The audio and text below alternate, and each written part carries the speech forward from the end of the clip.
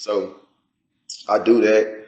I get I go through a bunch of names. I pick my name the corny way, like you see on TV with the names in the hat. Shut up. I'm literally at the house by myself one day, and I'm so young. I still live in mama's house. I go to school in the morning, so I'm like going through a bunch of names. One of them was I never forget this because this would have been my name, 100 pounds. The LBX. Because I thought I was a hustler back then, and I'm dealing with my little small time hustle I got. I'm going about 100 pounds. So that was big to me at that time. I want to get 100 pounds. Okay. So that's gonna be my name, and plus I was a skinny dude, so I'm like, it's gonna fit 100 pounds. I'm only 100 pounds. Yeah, I'm only 100 pounds, so it's gonna look dope. So but nah, I end up pulling. My mom told me when I was a kid that she was gonna name me Marley. And she like Bob Marley or whatnot, or all of the weed shit. It all went together. My mama's like a hippie right now. She's still getting hot with me. So she said that, and I threw that in the hat too. Pick it out. It's Marley, and I'm kind of like, I don't know. It don't really sound good. Young Marley. Everybody doing Marley. So let me do Marley. Yeah. That worked, and it stuck, and people really started just calling me that all the time. Like, it worked. Everywhere I went, people would rather Marley Gunn, Marley.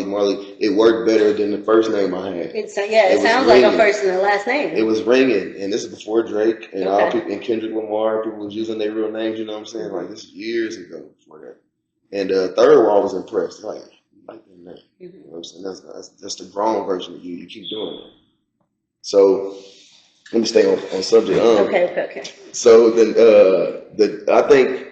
Eventually, I started doing my own shit, which we all do as artists. I started my own label and stuff like that. And I worked with a bunch of different people. And then we were speaking about the Dwayne Bowe situation a minute ago. Yeah, 2017, I had been independent so long. I had already gave people Missouri Marley, KC Love. I had already dropped cocaine. I had already had the paper route. I had already had all these mixtapes and everything. Right. And then I meet a dude named Street King. Okay. And also shout out to Street King. Shout out to Street King. Street King, and Street King became like not just a DJ artist type of relationship. That became like my best friend. You know what I'm saying? Like for it was quick. Like we just have really meshed. You know what I'm saying? Right when I met him, so we became good friends. And he was trying to help me shop deals, trying to find me a deal and everything like that. So eventually we stumbled on a dude named David, who was the CEO of Loyalty Entertainment. Okay. And we all used to have the Loyalty Piece Challenge. You know what I'm saying? I still got mine. I keep mine at my mama's house like a trophy. Okay. So we do that, and I was before Street King introduced me to Dave. I had a dude named Chance introduce me to Dave, and we was trying to get us an investor. Okay. We felt like we had it all, the plan and everything up here. Right. We just need some money to invest. So we sat down with Dave, and shout out to Dave because he a real businessman. Right. He wasn't just talk. We met with him. He told us what he wanted to do. He told us what we wanted to do. And then we met in the common ground. We signed a contract right then and there as an investor and artist, or business and artist, I mean, business and investor. And I won't say the figure, but he paid us like, it was probably like 10% of it, or just a little less at that meeting. Okay. We had that type of cash on him, and he was like, boom, boom, and showed us he was real. Bam, it was there. Paid for this whole meal, paid for all the drinks. The bartender was like, damn, I was looking at their tip and was like, I appreciate you, sir. Yeah. And so it was a good meet. He impressed the hell out of me. Okay. So we leave there, and Street King is telling me about that. I just met that dude, so I got this going with him. So Street King worked something, because Street King a hustler too. He figured something out, and he like, man, you need to sign with him, bro. It'd be a lot better. He can help you out more. Right. David calls me back and say, I think if we switch that deal and we do this way, you'll be good. And I don't remember how we did we keep our paperwork on the first one or whatever. That's neither here or there. We still good. But we moved on and did the record deal.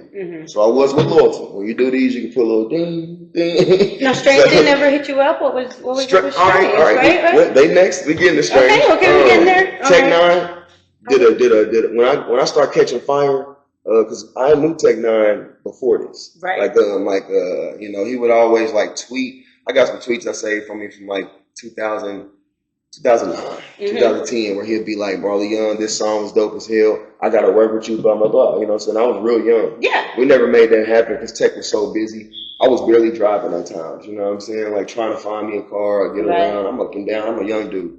So I never met him.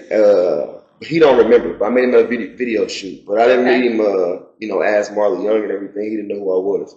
So Tech says what he say one day is he gets on the internet and he was like, you know, I wanted to work with you on Monet. I wanted to work with, but I've been wanting to work with Marley Young. And my homies have sent this to me. It's coming to me from different pages and everything. I'm telling her, I seen it. Everybody's like, man, why don't Tech not have your number? Right. And I'm like, that's promotion. He doing it because Tech knows he could have just got in my inbox. So it was like, hey, Marley, we want to talk to you. What's your number? You know what I'm saying? He got that voice. He could stop two rappers that's beefing in Kansas City right now. I want to do this. That's all you got to do. He can talk to any of us. So I'm like, yeah, let's get this going. What we got to do?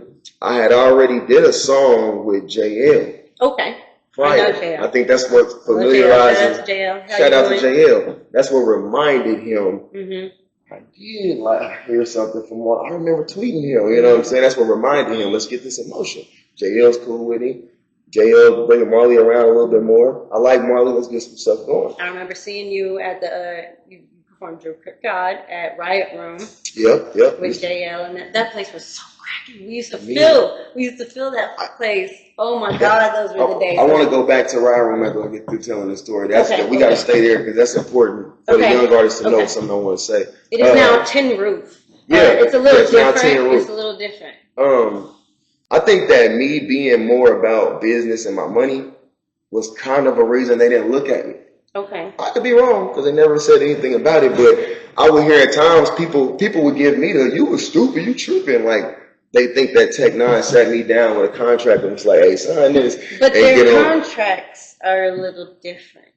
Maybe for every person. Every person. But what I'm trying to say is, I've heard some things. I've never had a meeting with Tech and Travis where it was like, because I'm talking about people in real life be like, bro, you was tripping. What? I'm like, bro, that never happened. Knowing what I know about what was in these contracts made me make sure that I read every part of contracts that have been thrown at me. Yeah. So that happened with TIG. So later on after this situation, and shout out to Tech, shout out to Travis.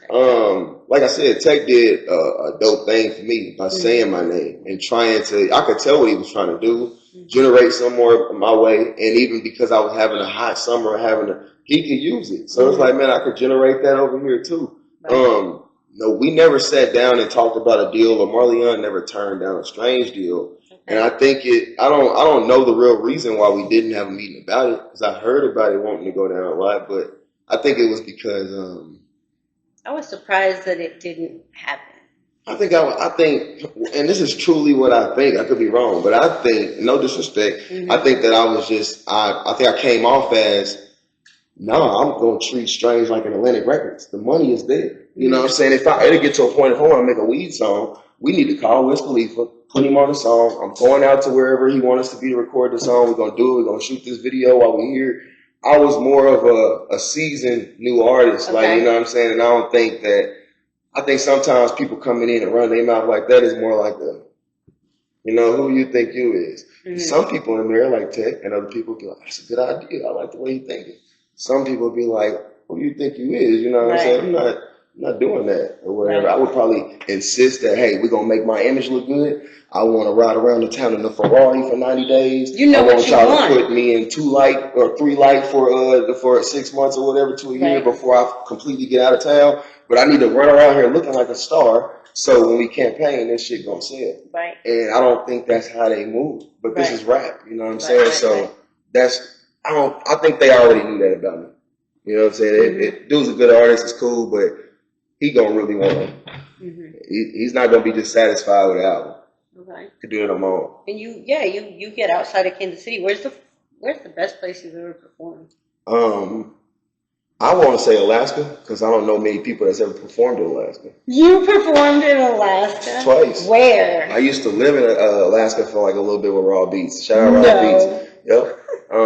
We was in cold as fuck. We was, don't let me forget, we was in Mount. How many black people was there?